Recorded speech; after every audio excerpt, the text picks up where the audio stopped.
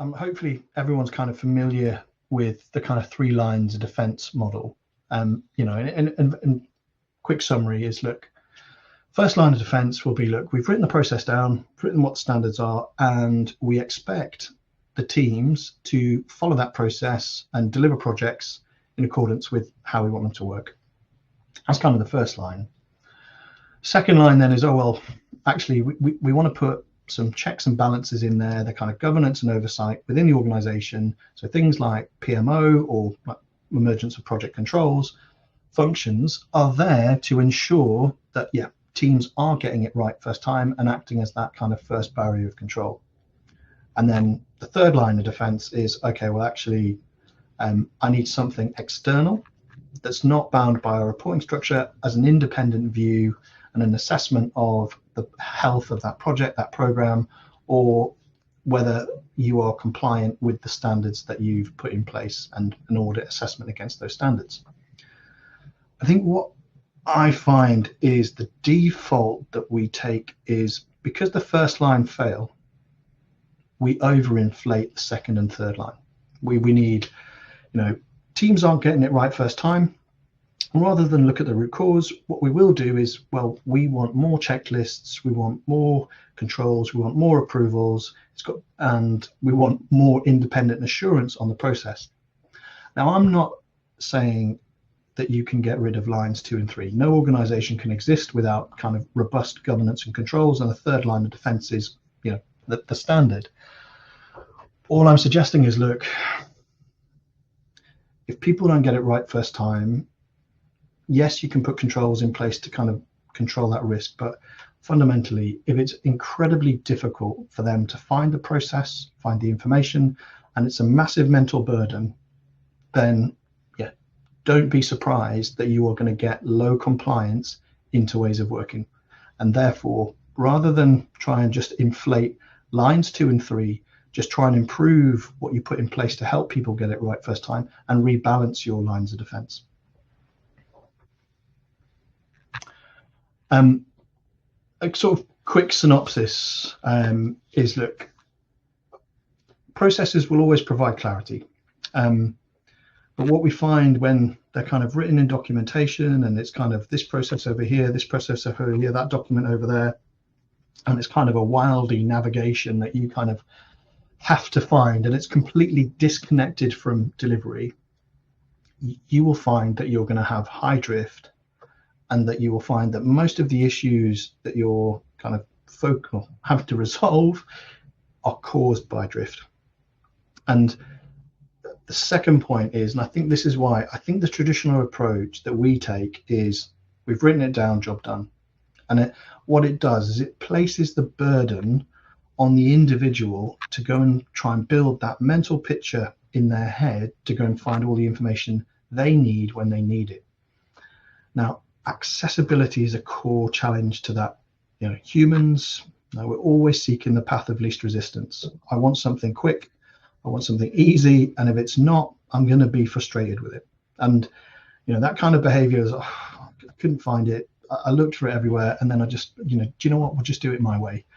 Or I've got a template that I used on my old project, let's just use that one. And it might not be the quickest way, like theoretically, you stopwatched it, but for the human, they feel it is.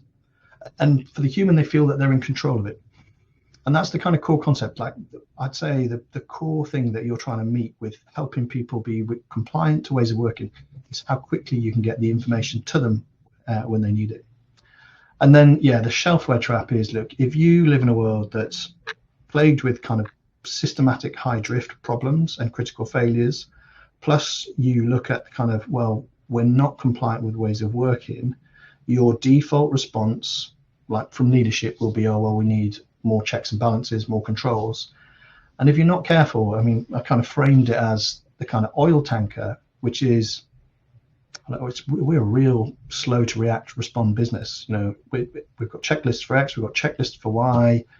You know, if we want to innovate and improve this process, many people aren't very confident or comfortable with us adjusting the process because we have a real first line compliance problem. So a lot of this is trying to help you keep your business kind of responsive agile, fleet of foot, and be able to respond to opportunities, but also, to help you build processes and ways of working that actually help teams be compliant with it and get it right first time. Like CI and innovation are kind of the disconnected loop. So I think this is the kind of core challenge that most people face will be, look, I don't really have clarity on what the process is. It's all written down, but it's very difficult. I have to kind of string it together and work it all out. But the method and the ways of working is kind of over here in some kind of SharePoint site. And then there's the reality of what's going on in delivery. And there's a massive disconnect. Like when your kind of knowledge and process are massively disconnected from delivery, that is the core kind of, you want those two connected so that you learn from delivery and it influences how your kind of process and how your knowledge basically evolves. If they're disconnected, I probably guarantee it's very rare that you see incremental developments of ways of working. It probably feels more static, and you know what, we'll look at it every couple of years. We'll have a look at it and go, yeah, no, we haven't done X, Y. It's kind of triggered by that, rather than teams constantly breaking it, adjusting it, and improving it. There's also a kind of core challenge that as you go through delivery and you go through assurance, teams will say, look, there's better ways of working. And we kind of, the phrase I came up with is it's a bit like flash innovation. It's a really, someone in your team, someone who organizes it has found a smart way of doing something. And it could be, if we could scale that, we get massive amounts of benefit. If we could scale that across projects. Challenge is, well, what's the kind of thing you're going to use to provide that foundation that you're building on that's going to help you improve? It's like, if it's just, oh, well, maybe we'll write a new article, or we'll change the process standard, or we'll change that document, we'll update the SharePoint page. It's not really going to land, and it's not really going to get the momentum to be able to scale that innovation. It'll just be flash innovation, really good idea, but we just didn't have the systems in place to actually roll that out and scale it across all of our projects, or all of our processes. Just, it happened, but we couldn't actually raise the bar because we don't really, because delivery, knowledge, and method are slightly disconnected.